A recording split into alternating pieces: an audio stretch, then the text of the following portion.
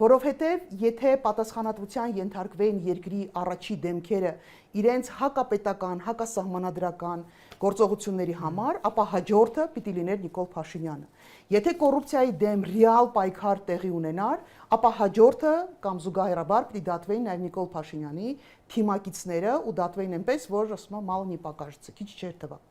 Եթե համակարգը իրապես բարեփոխվեր, ապա Նիկոլ Փաշինյանը 20 թվականից հետո չէր կարող լինել վարչապետ, որովհետև հատկապես 20 թվականից հետո իր գործողությունների մեջ կային այնպիսի դրվագներ իր եւ իր թիմակիցների գործողությունների մեջ, կային այնպիսի դրվագներ, որոնք ակնհայտորեն հակասահմանադրական են եղել։ Եվ եթե մենք ունենայինք գոնե մեկ քննիչ, որը լուրջ կընդուներ, այսինքն բարեփոխման process տեղի կունենար եւ լուրջ կընդուներ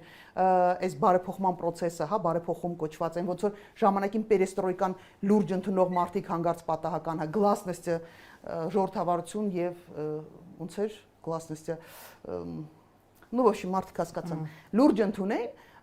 ոնց որ այն ժամանակ լուրջ ընդունեցին։ Գոնե մի քննիչ կգտնվեր, որը քրեական գործեր կհարուցեր այն բոլոր դրվագներով, որոնցով դիմել էին։ Գոնե մի դատախազ կգտնվեր, որ այդ process-ը կսկսեր։ Ոչ թե բազմաթիվ դիմումներ, որոնցով դիմել էին տարբեր մարդիկ, տարբեր խմբեր, անկախ նրանց ես համաձայն եմ իրանց